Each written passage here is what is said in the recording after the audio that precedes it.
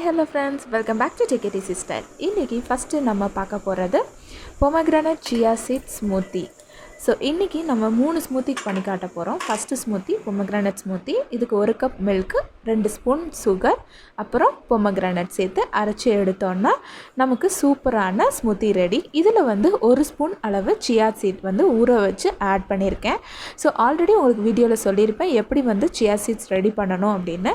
அதை ரெடி பண்ணால் நமக்கு எம்மியான pomegranate ஸ்மூத்தி ரெடி. இப்போ வாங்க அடுத்த ஸ்மூத்திக்கு போகலாம். இது வந்து சப்போட்டா ஸ்மூத்தி ரொம்ப ஈஸிங்க, அதை விட ரொம்ப டெலிஷியஸு. ஸோ வாங்க சப்போட்டா ஸ்மூத்தி எப்படி பண்ணலான்னு பார்க்கலாம்.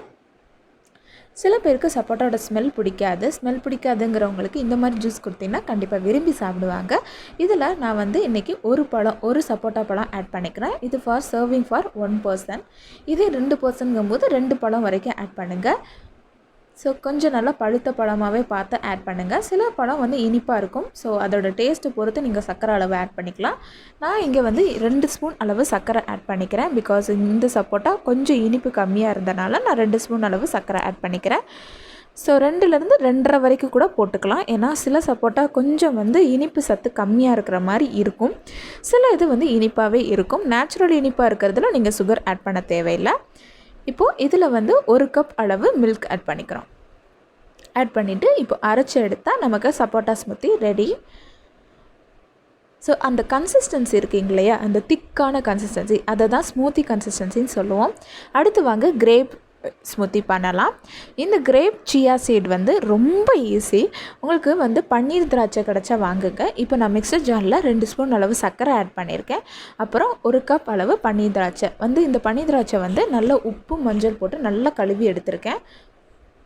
தூள் போட்டு நீங்கள் கழுவி எடுக்கும்போது அதில் இருக்கிற பெஸ்டிசைட்ஸ்லாம் யூஸ்வலாக வந்து பன்னீர் திராட்சை வகைகளில் அதிகமாக போடுவாங்க பூச்சி வராமல் இருக்கிறதுக்கு.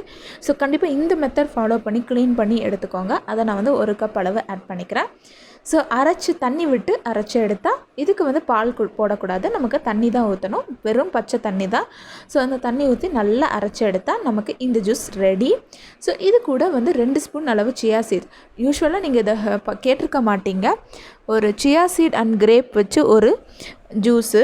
ஸோ கேட்கவும் எம்மியாக இருக்குல்ல, பார்க்கவும் அவ்வளோ எம்மியாக இருக்கும். இப்போ நான் வந்து ஊற வச்சுருந்த 2 ஸ்பூன் அளவு chia seedsஸை ஆட் பண்ணிக்கிட்டேன். அது கூட இப்போ இந்த ஜூஸை ஆட் பண்ணால் நமக்கு அந்த ஸ்மூத்தி ரெடி. இதுதான் chia seed grape smoothie. So பார்க்க அவ்வளோ எம்மியாக இருக்குல்ல, டேஸ்ட்டும் அவ்வளோ சூப்பராக இருக்கும். கண்டிப்பாக இந்த 3 ஸ்மூத்தி ரொம்ப ஹெல்ப்ஃபுல்லாக இருக்கும்னு நினைக்கிறேன் உங்களுக்கு. இந்த பழங்கள் பிடிக்காதவங்களுக்கு, இந்த சப்போட்டா பழம் பிடிக்காது சில பேருக்கு, அந்த மாதிரி ஆட்களுக்கு இந்த மாதிரி ஜூஸ் செஞ்சு கொடுத்தீங்கன்னா ரொம்ப விரும்பி சாப்பிடுவாங்க. இந்த மாதிரி ரெசிபியை எனக்கு வந்து இன்ஸ்டாகிராமுக்கு எனக்கு அனுப்புங்க, நான் இதில் போடுறேன். தேங்க்ஸ் ஃபார் வாட்சிங்.